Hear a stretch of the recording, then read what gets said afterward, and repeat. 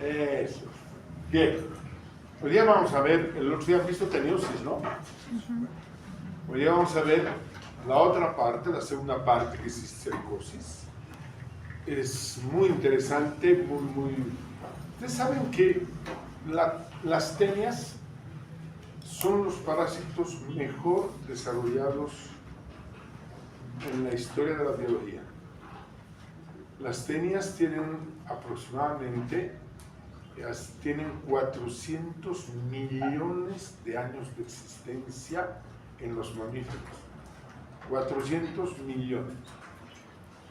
Estamos hablando de una cantidad impresionante. Se considera que es el parásito que mejor se ha adaptado al humano y además se considera que es un parásito que ha evolucionado junto con los humanos. Y esto ya en la parte práctica, pues vamos a ver algún detalle. Entonces, hay una imagen de una cisticercosis en la lengua de un humano, ¿no? Ustedes van a ver una bolita. ¿De acuerdo? Una bolita, ¿no? Pues una bolita ahí, en este lugar, que es lo que, por ejemplo, puede suceder en los humanos, y esto se ve mucho en el ganado porcino también. Pero bueno, la historia de esta enfermedad es muy particular, ¿no? Porque pues hay descripciones que vienen desde mucho antes hace miles de años, ¿no? Estamos en unos 5.000, 6.000 años que se habla de esta enfermedad.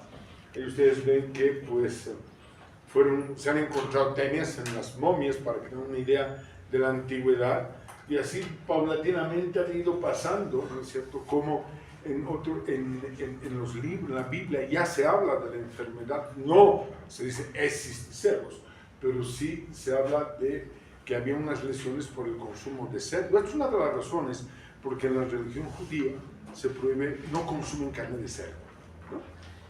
Y el origen es este, porque en ese entonces el consumo de la carne de cerdo llevaba a que las personas se enfermasen, ¿no? Y así han ido sucediendo millones de cosas a lo largo de tanto tiempo, y ahí están resaltados con la letra negra tal vez 3 eventos muy importantes en la presencia y evolución de esta enfermedad. Es decir, el primer caso que se notifica en 1558, estamos hablando de hace muchísimos años, donde se dice esto sí es un cisticerco, pero no se sabe exactamente bien hasta que 100 años después recién se sabe que era un parásito, y otros 200 años después recién se describe el ciclo de la tenia suave. O sea, cuando estamos hablando de las enfermedades parasitarias, estamos hablando de una historia muy larga. O sea, son miles de años que los parásitos han desarrollado. De hecho,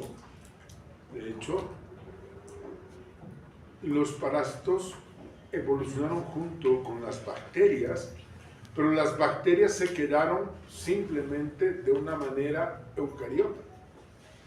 En cambio, los parásitos han desarrollado muchísimas células y muchísimas formas de evolucionar, como ustedes han visto en tenios. Algo que siempre ustedes van a confundir, y lo digo, no se olviden que cuando estamos hablando de helmintos, y en este caso de los céstodos, siempre tienen estas 3 etapas. El adulto, ¿qué elimina? Huevos. Los huevos, ¿qué forman? Larvas. Las larvas, ¿qué forman? Adultos. Eso es el ciclo evolutivo. Y ahí en las imágenes, en el caso que nos interesa, estamos viendo los adultos, ahí la tenia, esta imagen, las tenias eliminan huevos, y los huevos forman los cisticercos o las larvas. Es el ciclo evolutivo. Esta es la base de lo que es el ciclo evolutivo. Eso tenemos que no memorizar, sino comprender, porque en todas las patologías que vamos a ver, va a haber la fase de adulto, la fase de huevos, la fase de larvas, o la fase, diferentes etapas larvarias, y otra vez los adultos, ¿no? O sea, este circuito siempre se cumple. Y en el caso que nos interesa en este tema, pues nosotros nos vamos a enfocar ahora a la fase larvaria o cisticerco, porque ustedes ya han visto el otro día en la clase la fase de adulto o la fase de la teniosis. ¿Qué nos interesan de las dos formas evolutivas que ustedes han visto en la teoría de la clase anterior, me imagino? La presencia de las formas larvarias, que son los cisticercos, ¿no? Cuyos nombres están ahí resaltados, el que más nos interesa, Cisticercus celulose. ¿Por qué? Porque es la forma evolutiva larvaria de la Taenia solium que vive en el humano. Mientras que Cisticercus bovis, su nombre ya nos está diciendo, vive el Cisticercus bovis en el ganado bovino. ¿Verdad? O sea, ¿y qué es lo que infecta al humano? ¿Con qué nos enfermamos? Con Cisticercus celulose. Nunca con Cisticercus bovis. Nunca vamos a desarrollar nosotros cisticercosis por Cisticercus bovis. Sí vamos a tener cisticercosis por Cisticercus celulose. ¿Por qué? Por una dependencia genética. Recuerden que en la definición de parásito hay una dependencia genética. Genéticamente, por lo tanto, el Cisticercus del cerdo, es decir, la Taenia solium, que utiliza al cerdo y al humano, pues va a desarrollar en ambos. En cambio, la Taenia saginata va a desarrollar la forma adulta en el humano y la forma larvaria exclusivamente en el ganado bovino. Entonces, la pregunta sería, ¿la cisticercosis está ocasionada por la forma larvaria de la Taenia saginata o de la Taenia solium? ¿Cuál sería la respuesta? Por la Taenia solium. La forma larvaria de la Taenia solium. Otra vez, ese esquemita anterior. Adulto, huevo, etc. Ahí estamos viendo, de acuerdo, lo que son los cisticercos, ¿no? Los de arriba que son los vesiculares y los de abajo que son la forma racemosa, que es decir, las formas que crecen en forma de racimo de uvas. ¿De acuerdo? Los primeros, que parecen granos de arroz, ¿de acuerdo? Son las vesículas. Esa manchita que está en el centro es el escólex, que ustedes han visto seguramente en fotografías en la clase pasada y que vamos a ver cuando llevemos prácticas. Mientras que, o sea, la primera forma que vemos se desarrolla dentro del parénquima.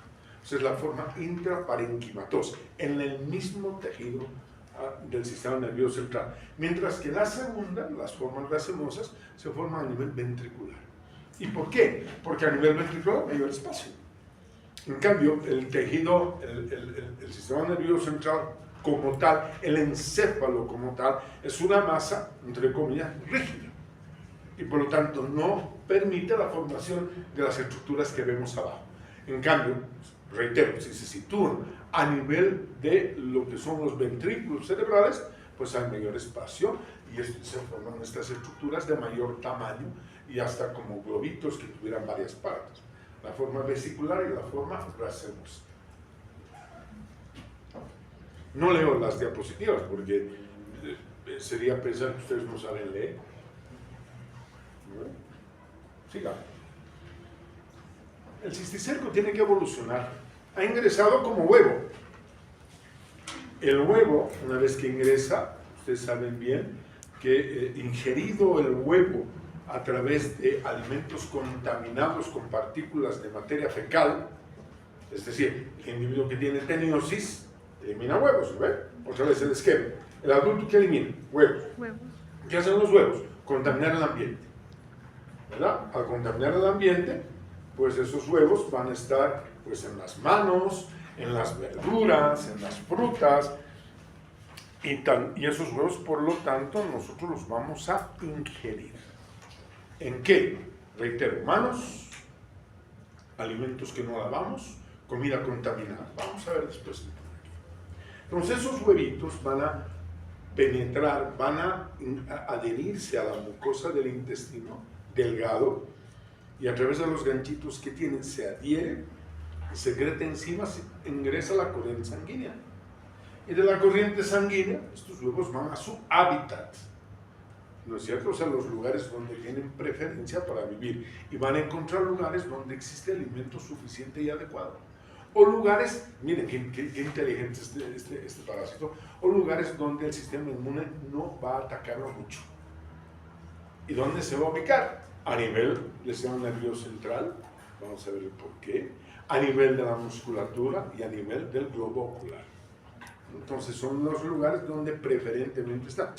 en grandes infecciones puede estar en otros tejidos, pero vamos a hablar de lo frecuente. Y lo más importante y frecuente es el sistema nervioso central. Por eso estas imágenes, ven aquello. Entonces estamos viendo que el huevito, una vez que ingresa, comienza a desarrollar formando una cápsula que sería la membrana cisticercal. La membrana cisticercal, al estar dentro de un tejido ricamente vascularizado, por eso se mete en el sistema nervioso central y en el músculo. ¿Por qué? Porque son dos tejidos donde existe mucha circulación. Están altamente irrigados. Y al estar altamente irrigados hay muchos nutrientes. Muchos nutrientes. Entonces, ¿qué quiere este parásito? Nutrirse. Y a través de la membrana cisticercal van a penetrar proteínas, minerales, agua, etcétera, etcétera, para que se forme en su interior el escólex. ¿De acuerdo? ¿Cuál sería la siguiente etapa? Natural, ¿no? Que una vez que este parásito no continúa, o digamos, no continúa el ciclo, pues comienza a degenerar.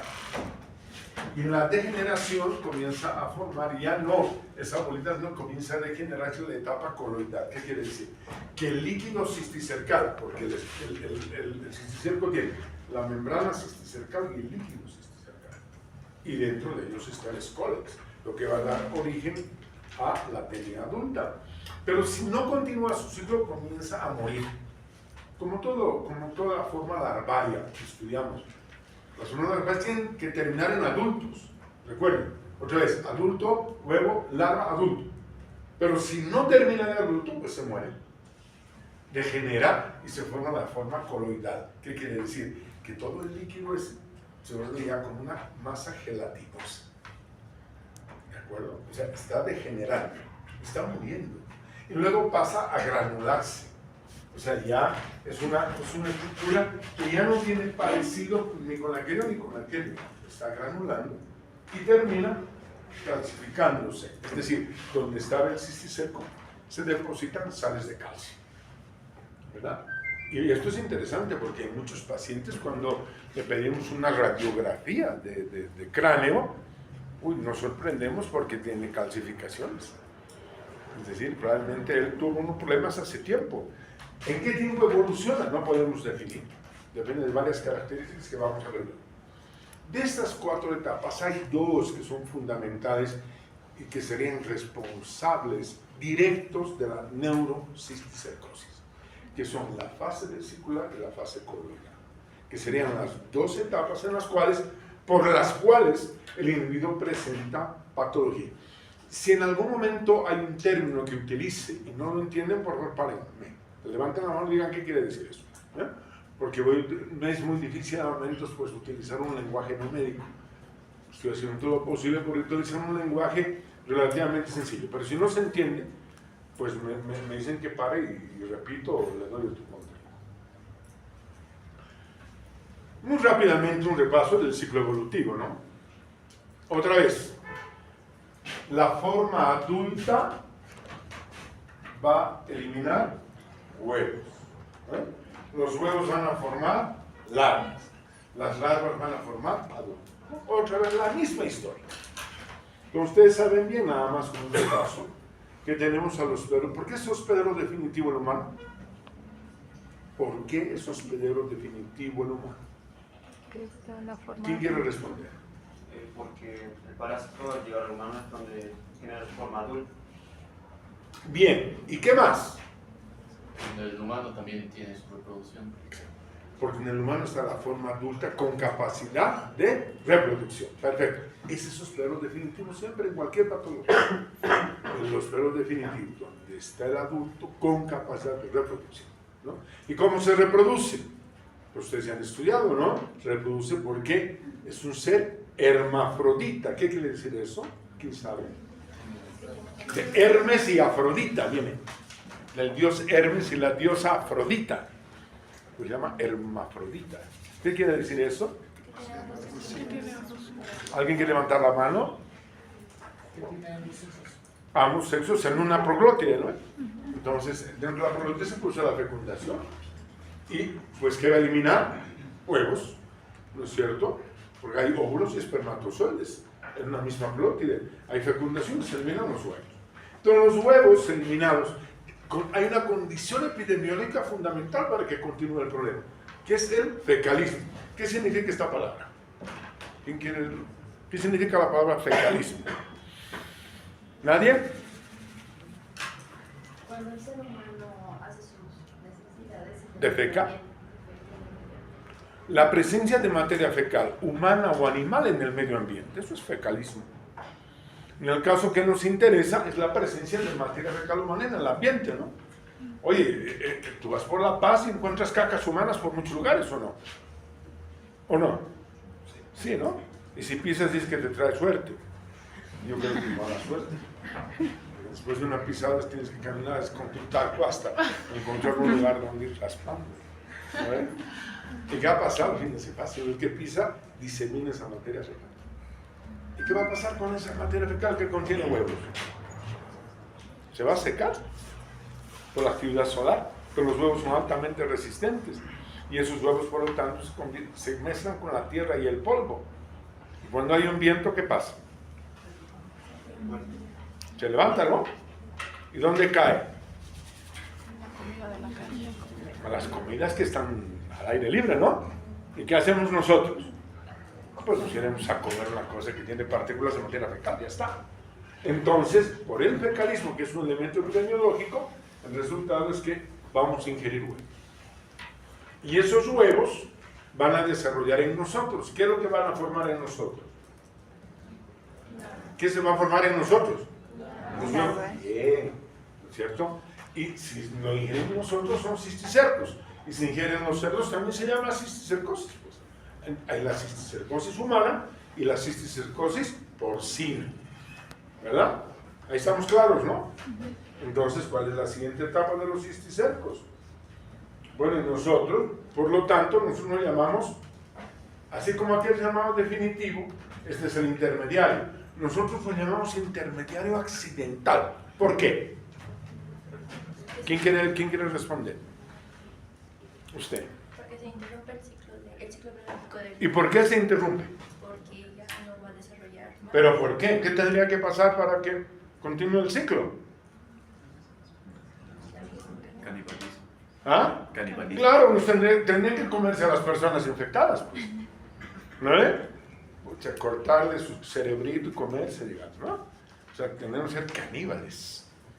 ¿Qué sucedió, por si acaso? En la historia de la medicina se sabe que ha habido un canibalismo que se generó la enfermedad, está relatado. Entonces, por eso somos intermedio accidental. Interrumpimos el ciclo natural, ¿verdad? En cambio, este es el posterior intermediario, no es accidental. ¿Por qué? Porque este no los vamos a comer. Fricasé, chicharrón, fritangas, y no sé qué historias. Entonces, una vez que nosotros ingerimos carnes insuficientemente o mal cocidas, ¿qué estamos ingiriendo? ¿Huevos o larvas? Larvas. Como ingerimos larvas, vamos a enfermar con tétanos. Ya está. ¿No es cierto? Obviamente que interesa otro elemento, la autoinfección. Es decir, el individuo que eliminando los huevos, él mismo se autoinfecta. ¿Por qué se daría ese fenómeno? ¿Por qué se puede autoinfectar una persona? ¿A través de qué mecanismo? Alguien que levante su mano, porque cuando habla entre todos, no sé si... Nadie. Hay dos, me equivoco, la interna y la externa. No, en este caso es una autoinfección externa. Los mecanismos Es ano, mano, boca. Ano, mano, alimento, boca. No, porque es medio difícil. ¿Verdad? Muy complicado. Que lo hay. Las personas que con alteraciones psiquiátricas se llama coprofagia, ¿no? Y ellos comen su materia fecal. Pero en el caso de los humanos nadie es tan fanático, ¿no? Entonces, pues ha comprado un papel higiénico rosado de esos que se perforan, ¿no? Y él está eliminando huevos, no se da cuenta, pues se ensucian las manos, no tiene agua para lavarse, y pues después se va y se compra algo y consume un alimento que lo contagia, que sería la autoinfección externa. ¿De acuerdo? No es tan frecuente, por cierto. Ok, pues vamos al tema. Una vez que el cisticerco se ha instalado en nuestros tejidos, tiene que haber una respuesta y un estímulo inmunológico. Les decía que las dos principales fases que generan la enfermedad es la fase coloidal y la fase glandular. Eso se debe a varios elementos. Uno, ¿cuál es la sustancia qué sustancias estimulan al sistema inmune? Recuerden que es un ser totalmente extraño. Y nosotros en consecuencia tenemos que reaccionar para eliminar este parásito, esta fase parasitaria, no al parásito como tal, porque el adulto tiene otra connotación inmunológica, sino la fase larvaria. Entonces a la larva, pues ¿cómo la vamos a eliminar? La vamos a eliminar porque tiene muchos antígenos. ¿Y dónde están los antígenos? En la membrana cisticercal y en el líquido cisticercal. Entonces, al estar dentro de un tejido, sale el líquido cisticercal que contiene más de 20 y tantos antígenos.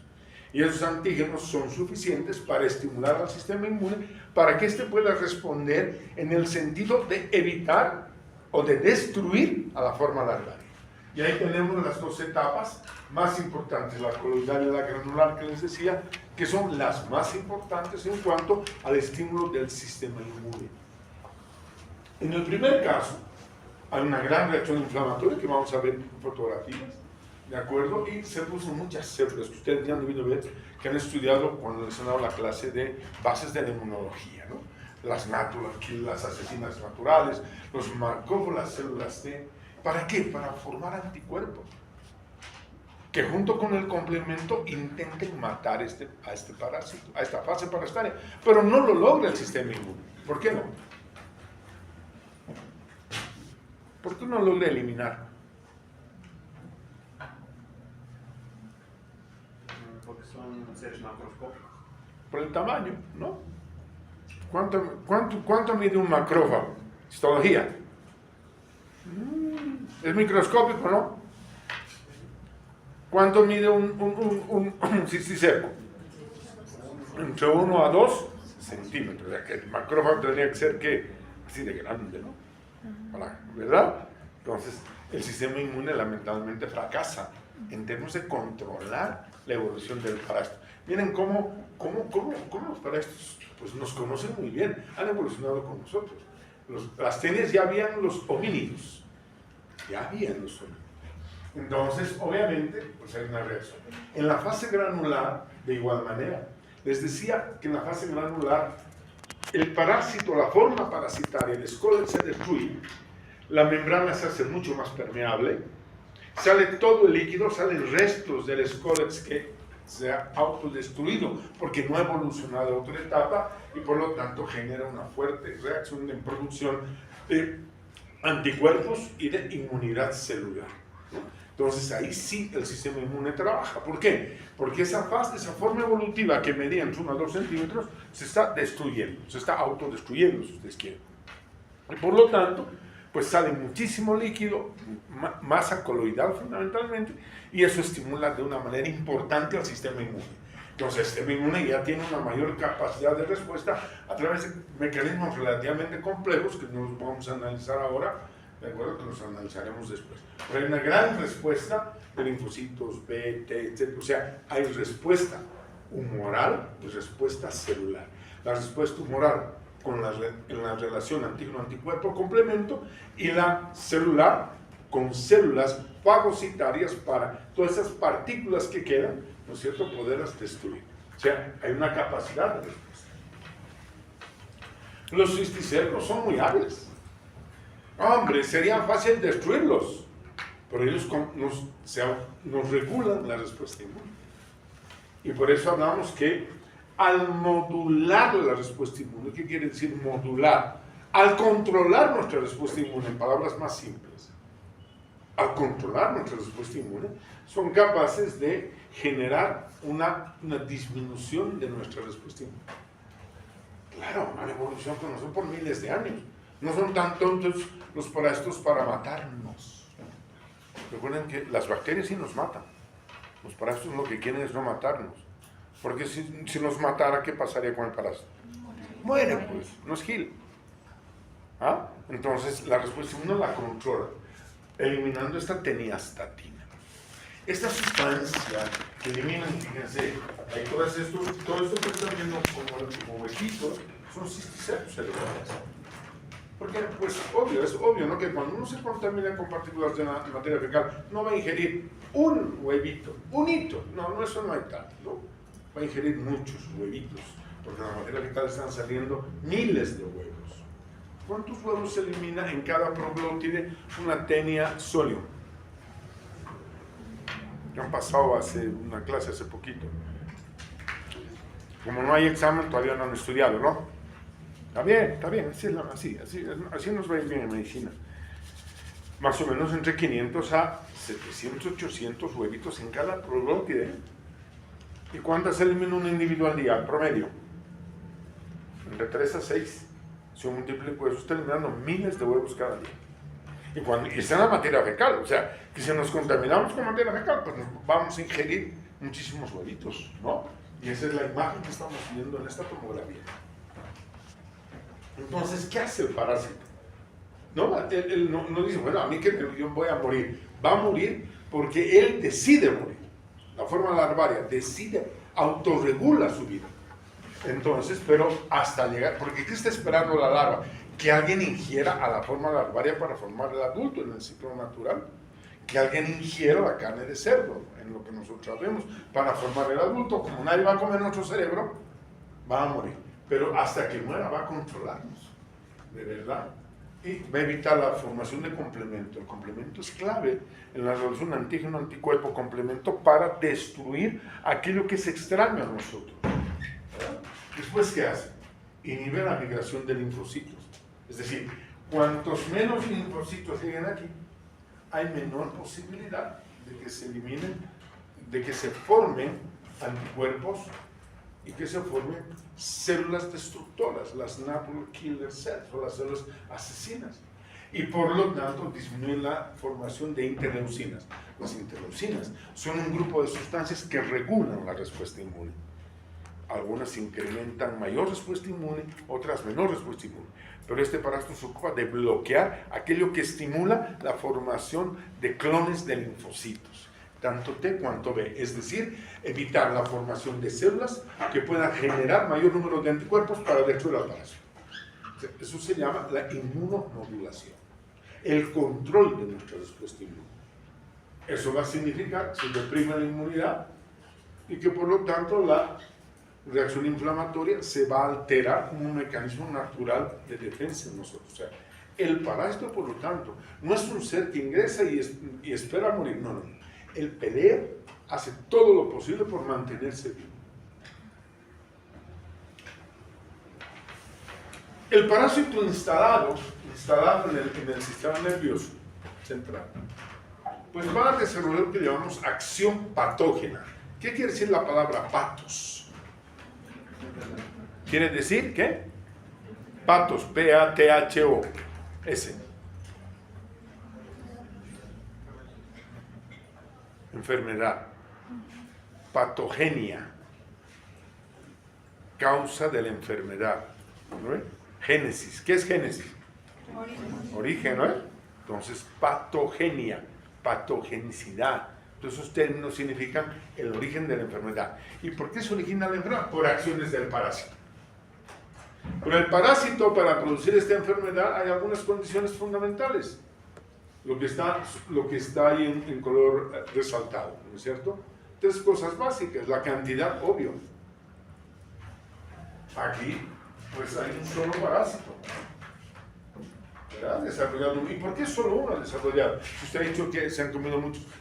Es que el sistema inmune, durante la migración del parásito del intestino delgado por la corriente sanguínea hasta llegar al cerebro, va a ser destruido por el sistema inmune. Porque, ¿cómo haría el parásito para llegar a través de la circulación? ¿Por dónde tiene que ir para llegar al sistema nervioso central? La circulación. Claro. ¿Cuál? Que hay una conexión así del intestino al... ¿sí? Una arteria enteronerviosa. ¿Hay? ¿Así algo? ¿Se conecta así directito? No. ¿Han hecho anatomía? Ya han aprobado, ¿no ves? no hay por qué saber. No pregunten en la anatomía doctor, ya hemos dado examen, hemos aprobado. Déjenos en paz. Entra la sangre. ¿Qué sangre preferentemente le interesa al parásito? ¿Venosa o arterial? Al huevito ese. Venosa, doctor. Venosa. ¿Por qué? Porque llega al corazón. Claro. ¿No es cierto? Por la circulación venosa va a llegar al corazón. ¿A qué corazón? ¿Izquierdo o derecho? Bueno, ¿a qué? Es que nosotros en medicina hablamos de corazón izquierdo y derecho. No es que uno allá aquí, otro aquí. Ya. ¿A qué cavidades? ¿Ah? Aurícula derecha. Después.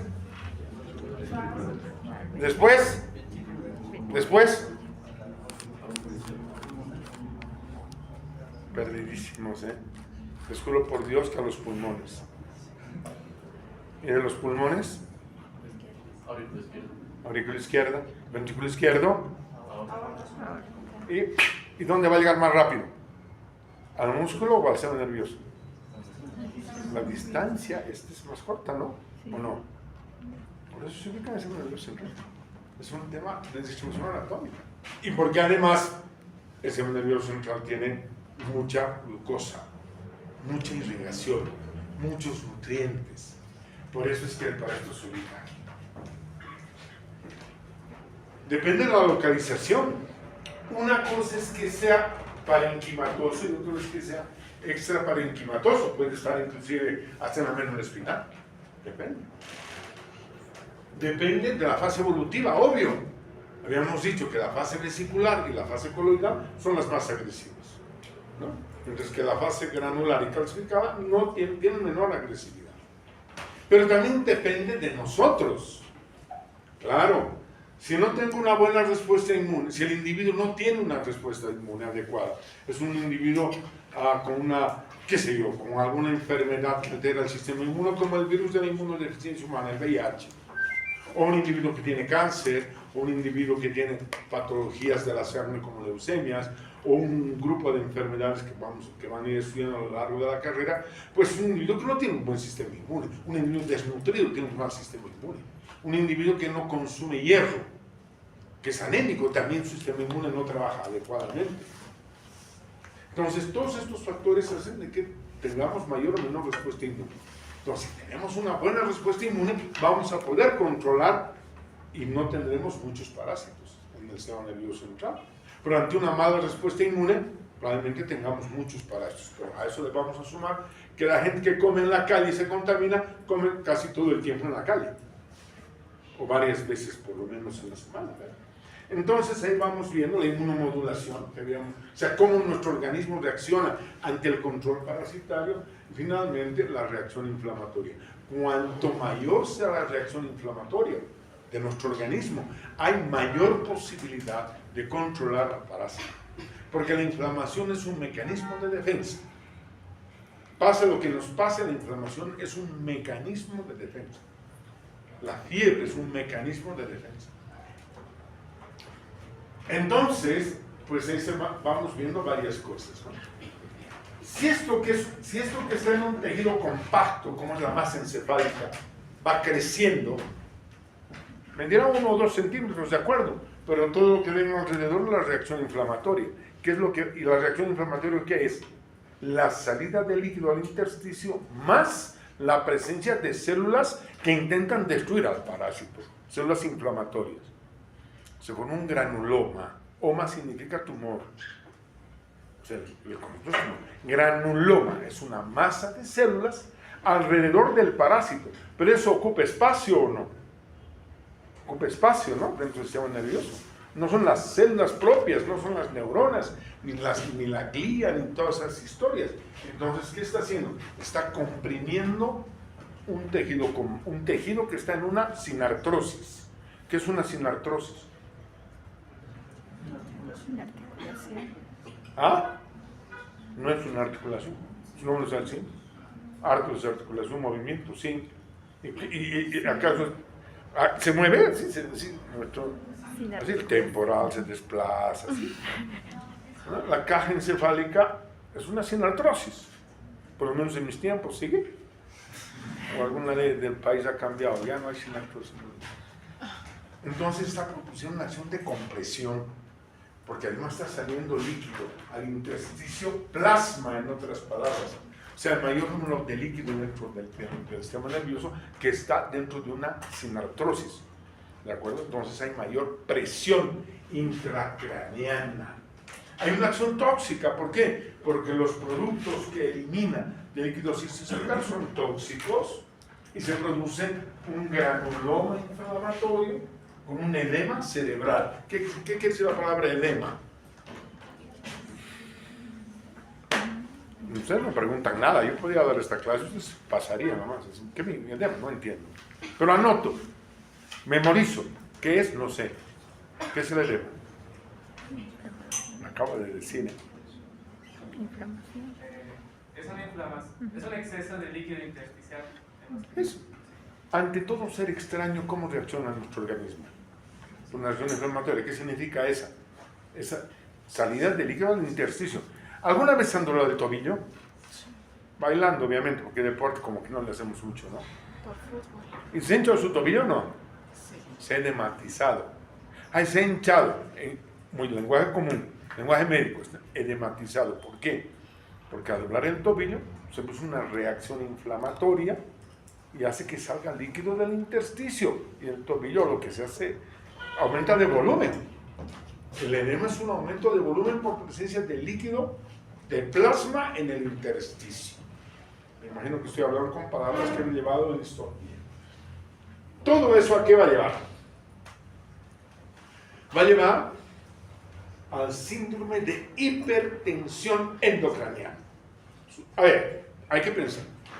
Cada una de estas palabras tiene un significado. ¿Qué quiere decir la palabra síndrome?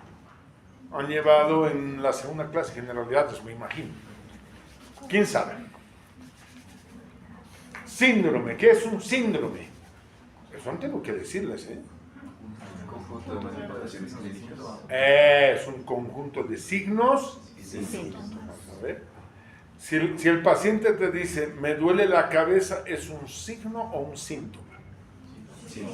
Es un síntoma.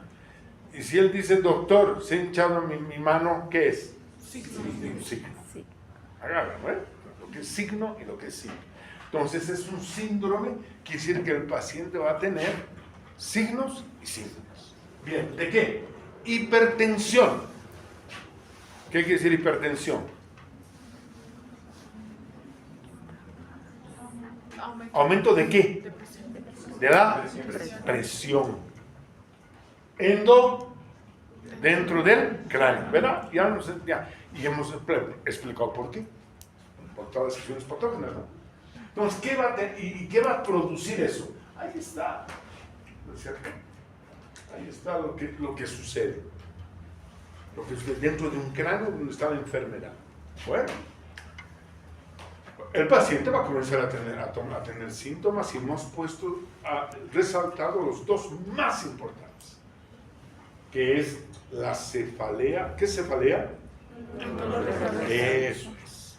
Muy bien. La cefalea de la cistercosis tiene una historia muy bonita, ¿eh? Porque es una cefalea que se vuelve crónica. ¿Qué quiere decir la palabra cefalea crónica? Dolor de cabeza que dura varias semanas, normalmente muchos días, ¿no?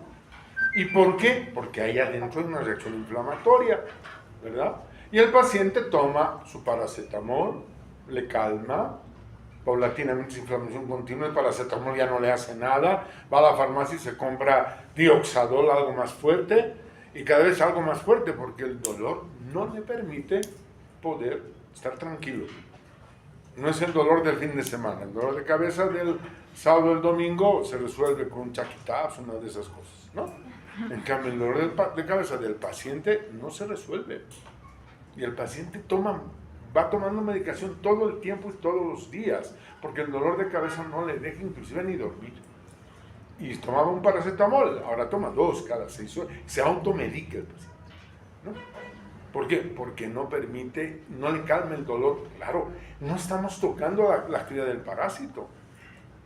Entonces, primera conclusión práctica para ustedes. Si ustedes conocen a alguna persona, amigo, familiar, compadre, pariente, lo que sea, que se queja de dolor de cabeza continuo, le pasa un día, otra vez el dolor de cabeza, y otra, le calma, y otra vez, y dos pastillas, y otra vez, cuidado que sea una manifestación de una cisticercosis cerebral. Y ustedes ya están en el momento de poder ayudar a las personas, desde ahora. Si conocen a alguien que se queja de dolor de cabeza todo el tiempo, pues acompáñalo a un servicio médico para que le hagan todas las valoraciones. De repente una neurocisticercosis, que es muy frecuente en nuestro medio. ¿De acuerdo? El segundo elemento, las convulsiones. La gente le llama ataque. ¿Quién ha visto a un paciente con convulsión? ¿Alguna vez? ¿Tú has visto? ¿Quieres hablar fuerte? ¿Cómo fue lo que viste? Fuerte. Para que te escuchen hasta atrás. Era una chica que estaba parada y de la nada se ha botado al piso y en el piso ha empezado a convulsionar, a moverse así como loquita. Muy bien, como loquita, correcto. La gente está muy bien. Primero pierden la conciencia. Llama la hipotimia, ¿no es cierto? Caen y comienzan a haber contracciones tónico-clónicas de los haces musculares. ¿Por qué? Porque los cisticercos están ubicados en el córtex. ¿Recuerdan anatomía? No. ¿Histología? ¿Qué hay en el córtex? En mis tiempos, por lo menos, no sé si ha cambiado. Los centros motores, ¿no? ¿Sigue? ¿Sigue estando? ¿O se estira? Los centros motores, ¿verdad? Hay una reacción inflamatoria en el córtex cerebral. Entonces comienzan las convulsiones de las piernas, de la cara, ¿no es cierto? Le da un ataque, ¿verdad? Eso es una convulsión epileptiforme. Ya no se llama de epilepsia, de convulsión epileptiforme. Una de las primeras causas de convulsión en nuestro medio es la neurocisticercosis. Y si la gente se desmaya cada vez, ya vamos pensando, eso no es normal. Hay que comenzar a investigar el por qué pierde la conciencia con tanta rapidez. Y después aparecen otras cosas, ya más complejas. Pero a mí me interesa que se les queden ideas claves. No me interesa, lo otro vamos a ir aprendiendo. Ya una vez en la fase crónica de la infección, ya han pasado pues hasta años, como vemos ahí, un periodo de incubación que puede ser larguísimo, ya en la forma parenquimatosa, ¿no? Que es el síndrome epileptiforme, las convulsiones epileptiformes. No es que el individuo se infecta y le da convulsión, no, tiene que haber un proceso de destrucción celular y un proceso de alteración de la bioquímica de las neuronas. Y comienzan a haber las convulsiones epileptiformes. ¿De acuerdo? Ahí vamos viendo en qué edad es más frecuente. Qué interesante, ¿no? ¿Y por qué creen que en esa edad es más frecuente, entre los 20 y 40 años? ¿A quién se le ocurre? Porque es la edad en la que más se come en la calle. Es un hecho epidemiológico. La gente que ya mayor como yo, que come en la calle, casi imposible. Por lo menos yo. Porque ya me conozco tantas enfermedades, ¿por qué me voy a enfermar más? ¿No? Los más changuitos tampoco, ¿no? Pero ustedes, ¿cuántas veces comen en la calle? Nada, no tengo más. ¿Cuántas veces han comido en la calle en semana? Varias. Que con un grado de contaminación altísimo. Entonces, claro, hay mayor riesgo, ¿no es cierto? Y obviamente ya pues el parásito que ha ido evolucionando, como hemos dicho, pero que puede ser tanto en el córtex como en el parenquimatoso. Pero aquí hay un detalle interesante, cómo altera la circulación sanguínea. Es una microfotografía de la alteración de la circulación sanguínea cada vez. ¿Por qué? Porque el parásito está modificando, por la presión que está generando, modifica la circulación sanguínea, bloquea la microcirculación. ¿Por qué? Porque es una masa que crece dentro del encéfalo. Eso también va a originar que la irrigación no sea la adecuada a nivel del sistema nervioso. Hay más fotografías, ¿no? Ahí vemos calcificaciones, ¿verdad? Calcificaciones por parte del parásito. El parásito ya está calcificando, ¿verdad? Es una ventana grande, por ahí ya no vemos las calcificaciones, que es la última etapa, y que por lo general esos son hallazgos cuando se hace una radiografía o una tomografía, como en este caso. Por si acaso, esto que ven a esas bolas de Dios son los ojos, que son los cisticercos, son los globos oculares. ¿Cómo diagnosticamos esta enfermedad? Esta enfermedad la vamos a diagnosticar de varias maneras. Clínica epidemiológicamente. ¿Dónde vive usted? En Bolivia. De vivir en Bolivia ya somos de riesgo, Santiago. Somos de los países que tienen mayor cantidad de patología por neurocerco. Segundo, pues el paciente se queja de cefaleas, de convulsiones, muchas cefaleas, muchas. Alteraciones visuales, dependiendo de la localización del parásito, depende si afecta el centro visual. Es un paciente que pierde muy rápidamente la agudeza visual, no se vuelve ciego, la agudeza visual en muy corto tiempo, y otras cosas que van a aprender en neurología, que no me interesa entrar en detalle. Y podemos hacer neuroimágenes, ¿de acuerdo? Y esta aquella que ven es una resonancia magnética, ¿de acuerdo? Es un paciente vivo, en el cual todos estos puntitos que ven son calcificaciones. Claro, el individuo se ingiere, pues, claro, si comes en la calle todos los días, ¿no? Tu posibilidad de infectarte es muy alta. A ver, hace años hemos hecho ese estudio. 60% de las comidas que venden en la Saavedra, no en la calle, en los boliches y todo cuanto hay, tienen partículas de materia fecal. Aquí en la Saavedra. Partículas de materia fecal. ¿De acuerdo? ¿Por qué? Por la contaminación ambiental. Simple. Sencillo. Todas las que bajan, contaminan el ambiente y ya está. En la Pérez, como el 72% fue el estudio, y en la ceja, alrededor del 80% de los alimentos que en la ceja están contaminados con partículas de materia fecal. Pues le echamos la culpa, ¿no? ¿Qué has comido? Mucho ají me he debido poner, por eso me ha dado diarrea. No, le has metido unas bacterias, Escherichia coli, Salmonella, que la Margarita tiene miles de bacterias. O sea, la contaminación es muy alta. Pero bueno, nos podemos hacer neuroimagen, podemos hacer serología. Serología, ¿viene de qué palabrita? ¿De dónde viene la palabra serología? Han hecho ya métodos de diagnóstico. Del suero. El suero que circula en nuestro organismo, ¿qué nombre tiene? Plasma. Plasma. Qué difícil la medicina, por el amor de Dios. Y en el plasma o en el suero, ¿qué es lo que están? ¿Cuáles son los principales componentes? Antígenos. Proteínas. ¿Y las proteínas qué forman? Anticuerpos. Oye, no tienen idea de lo que estoy hablando, parece que estoy hablando con ceros, es como le estuviera hablando a mi buena amiga doña Julia, la que vende dulces, ¿eh? O sea, no tienen idea de lo que estoy hablando. Y eso es porque están estudiando de memoria. Pura memoria, le están tirando. No saben qué es suero, plasma, proteínas, anticuerpos. Por eso hacemos estudios serológicos. ¿De acuerdo? Porque vamos a medir la reacción antígeno-anticuerpo. ¿Qué son los anticuerpos? Proteínas. ¿Dónde están? En En el el plasma. plasma. No en el glóbulo rojo. Estudio de líquido cefalorraquídeo, electroencefalogramas y la reacción en cadena de la polimerasa. O sea, hay varias pruebas que podemos hacer.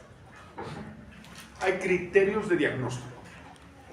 Bueno, todo esto que estoy hablando está en un libro que he escrito, por si acaso. ¿No? Hay un libro que he escrito, el que quiere se lo compra. No obligo yo a nadie a comprar mi libro.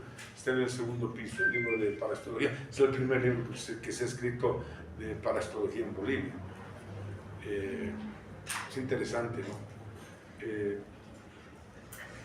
La Católica y otras universidades han tomado mi libro como libro de texto de parasitología. Es el libro oficial en esas universidades. Aquí no. Qué divertido, ¿no? Aquí, en mis universidades. Y en el interior también. Bueno, eso es perfecto. Entonces, ahí vamos, los criterios de diagnóstico. ¿Qué criterios hay para diagnosticar? Los absolutos. ¿Qué es el criterio absoluto? ver al parásito. Verlo.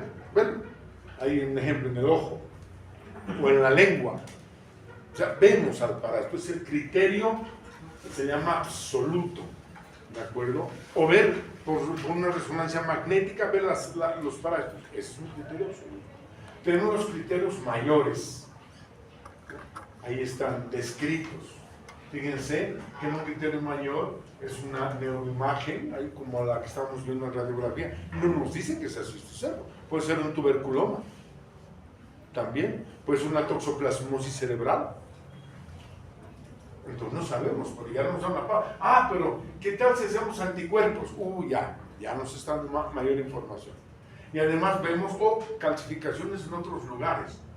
O que las lesiones han desaparecido muy rápido.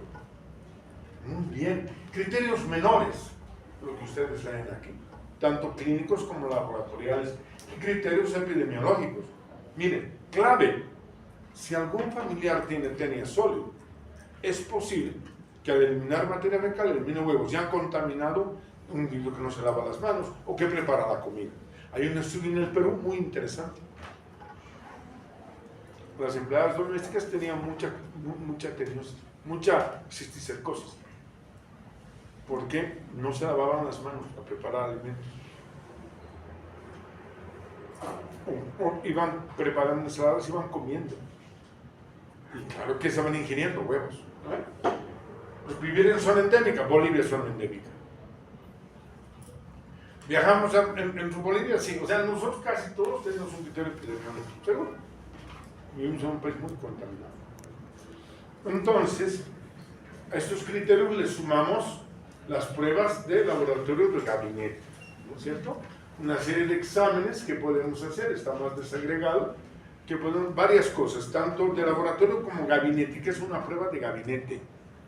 Una retinoscopía, una ecografía, se está haciendo dentro de un gabinete, le llamamos gabinete, ¿verdad? No es una prueba de sangre, que son pruebas de laboratorio, pruebas de gabinete.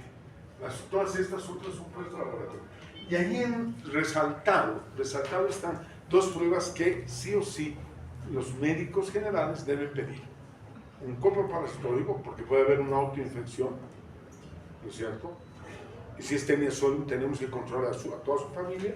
Y en segundo lugar, un examen serológico, el EITB, ¿de acuerdo? Que nos apunta que es mucho más sensible para poder diagnosticar esta patología. Y el diagnóstico definitivo lo vamos a hacer con un criterio absoluto, obvio.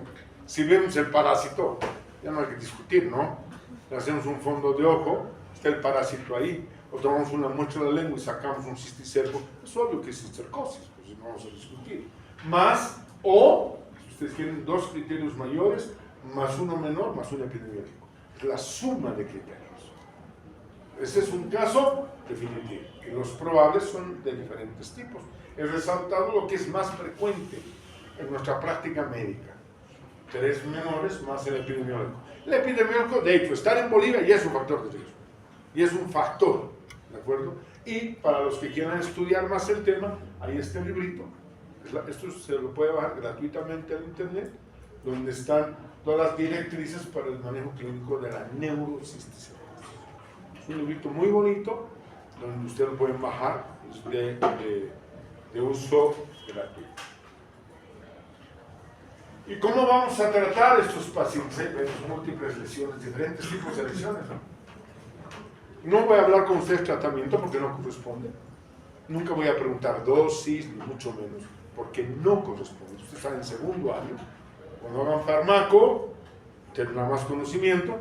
Y si continúo en la facultad, me encontrarán en infecto en cuarto año, y ahí sí viene manejo terapéutico. Y si sigo aquí, en el internado, en el servicio de infecto, pero probablemente ya no me encuentro. Y le vamos a dar varias cosas, ¿no? Hay que calmar el dolor. La medicina nace para calmar el dolor. Esa es la razón de nuestra existencia. Analgésicos. Recuerden, se produce una gran inflamación, antiinflamatorio. Oye, el individuo tiene convulsiones, anticonvulsivantes. ¿de acuerdo? Y si ya está obstruyendo a nivel de... Solo se opera cuando hay obstrucción a nivel de los ventrículos. Cuando hay obstrucción para generar hidrocefalia, ahí se opera. Esto no se opera bajo otras circunstancias. Antes se operaba, se les abría la cabeza y sacaba los cistercos, ahora ya no. Se utilizan antiparasitarios. Con poco éxito, pero funciona. Pues fíjense que el tratamiento tiene varios componentes. Epidemiológicamente, ya vamos a terminar. Los estudios que se han hecho en Bolivia muestran los porcentajes de prevalencia. Como ustedes ven, en el altiplano es más frecuente que en otros lugares.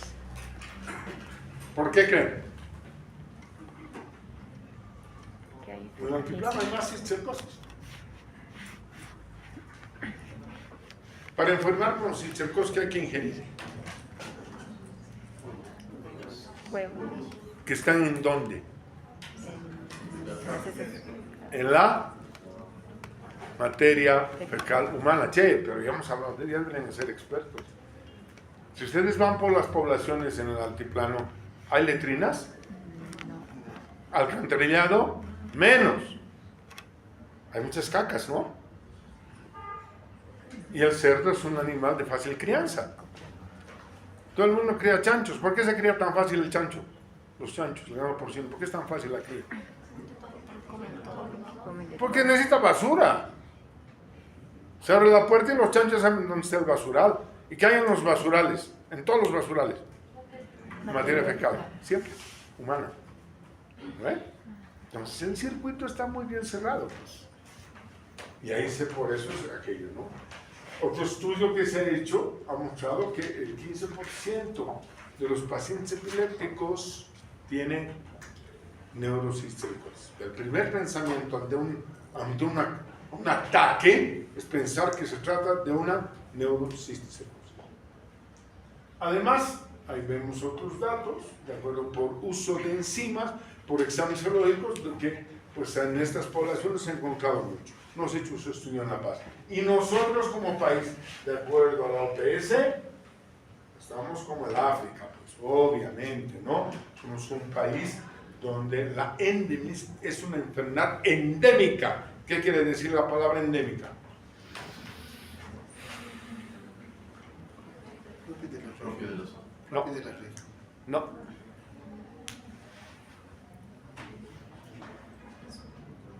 Ni idea. Y no me hubieran preguntado tampoco. Total, se ha dicho endémica, me memorizaré. Es una enfermedad endémica. Endémica, endémica, endémica. Toda la vida endémica. ¿Qué es? No importa, pero sex endémica. Es una enfermedad que se la puede adquirir a lo largo de cualquier temperatura, cualquier periodo del año. Son enfermedades endémicas. No le interesa la estacionalidad ni la temperatura. Es una enfermedad endémica que podemos enfermar del 1 al 31 de diciembre. Del 1 de enero al 31 de diciembre. Se llama endémica. Es una enfermedad endémica. Está siempre en el mundo. Somos de los países endémicos. ¿Por qué pongo estas imágenes? Aquí es lo que luego abajo. Piensen. El río Vagos, están los sembradíos que se producen la mayoría de los... Están los sembradíos. Muy bien, estamos en esta foto. Y en esta. Muy bien. ¿Qué más? ¿Qué más nos dice esta foto? Los sembradíos son irrigados con el agua de los ríos. ¿Que esté irrigado con qué agua?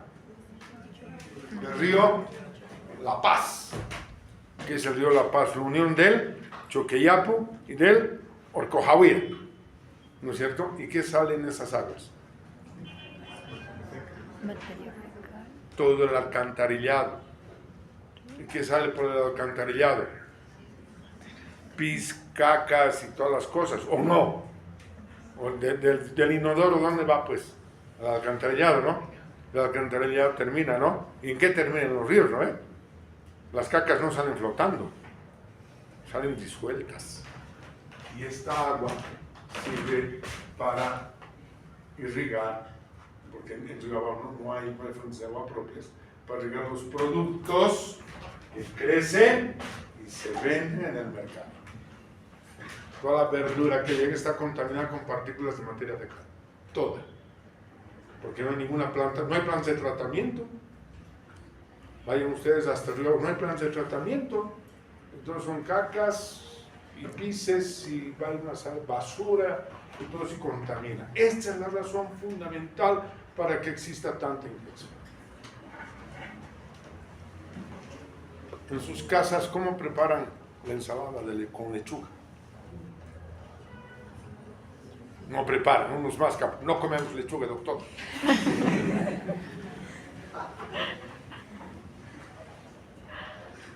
Voy a contar lo que mayoritariamente hace. ¿Qué hace la gente antes de comer la lechuga? ¿Cómo? La lava. Eso es. Unas zambullidas en agua, ¿no ve? ¡Sas! ¡Sas! ¿No ve? Ya está. Oye, hemos lavado durante cinco lavados todo lo que viene del río abajo. Lechuga, repollos, esas hojas verdes grandes que se llaman apio. La otra, hay otra más. Acelga. Todo eso está irrigado con agua. Y al quinto lavado recién no había ni bacterias ni parásitos. Hoja por hoja. O sea que, segunda conclusión de la clase de hoy día, toda la verdura y fruta que comen con cáscara, lávenla rigurosamente. Lavar rigurosamente. Si no quieren, no enseñen en su casa y que se enfermen con neurocisticercosis. A mí qué me importa. Ustedes ya saben lo que había que hacer y no han dicho. Negligentes. Sabiendo no enseñan. Eso es ser malo. ¿No quieren ustedes? ¿Está la conclusión? Ahí está. Y en la calle peor, pues. ¿Cuándo ves ahí las que venden sándwiches de chole y sándwiches de chorizo que están lavando? Ahí mismo nomás es. ¿Han visto? Al sándwich. ¿O no? Imágenes. Carne de cerdo. Todas las bolitas que ven son cerdos. Porque los chanchos que hacen cuando van a un basural se comen la materia fecal. Y la materia fecal muchos lleva miles de huevos. ¿No es cierto? Y por lo tanto, los cerdos se contaminan porque tienen la crianza extensiva. Y ahí vemos una carne muy rojiza. Primer dato muy importante a tener en cuenta. No olvidar otras diapositivas.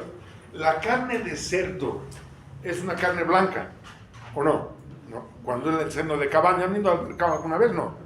¿No han ido? Vayan pues. La carne de cerdo es media blanca, ¿no ven? Está buena. ¿Y por qué está roja la carne con cisticercos? Porque hay una reacción inflamatoria. Y si compramos carne de cerdo roja, quiere decir que un cuadro inflamatorio. No compren esa carne, que es más barata.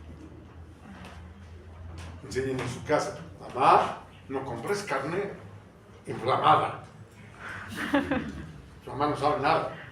La persona vaya con su madre, su padre al mercado y dice, no, esta está muy rojiza.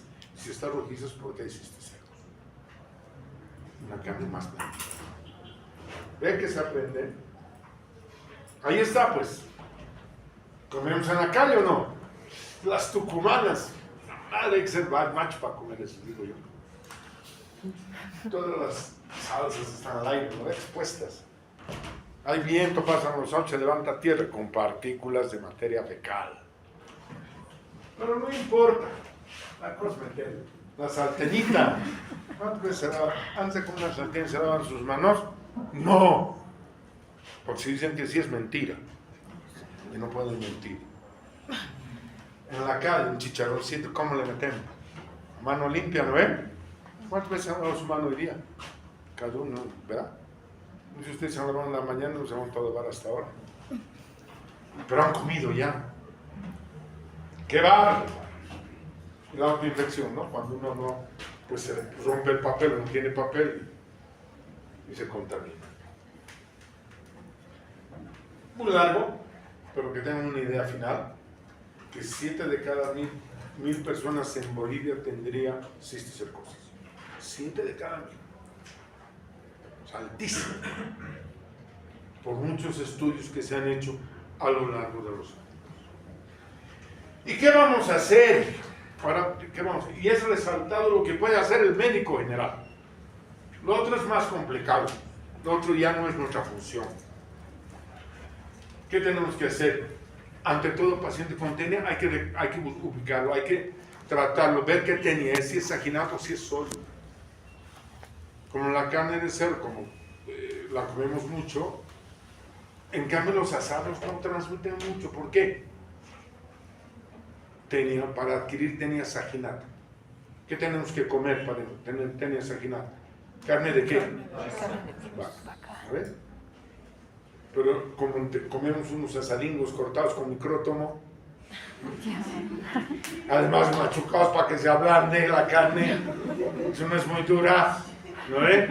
Los cisticecos estamos machucando, por suerte, ¿no es cierto? Entonces tenemos menor posibilidad, pero con la tenia solium, chicharrón, a mano limpia un pedacito, ¿no? A ver, ¿comen chicharrón o no? Imagínense el pedazo que se mete en su boca.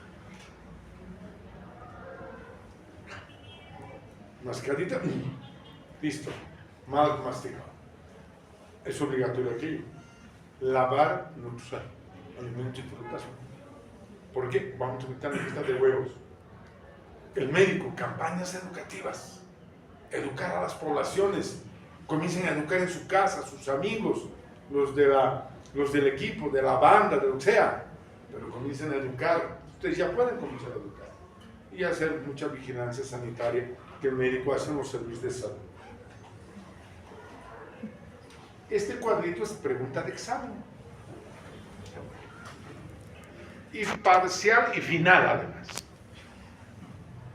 Estoy diciendo, pregunta de examen. ¿Cómo preguntemos? Es otra cosa. Pero vamos a pensar. Y ahí está clarito. Si el individuo ingiere huevos de tenia solium, ¿con qué enferma? Si el individuo ingiere cisticercus de tenia solium, ¿con qué enferma? Aquí está el circuito otra vez, ¿no ven?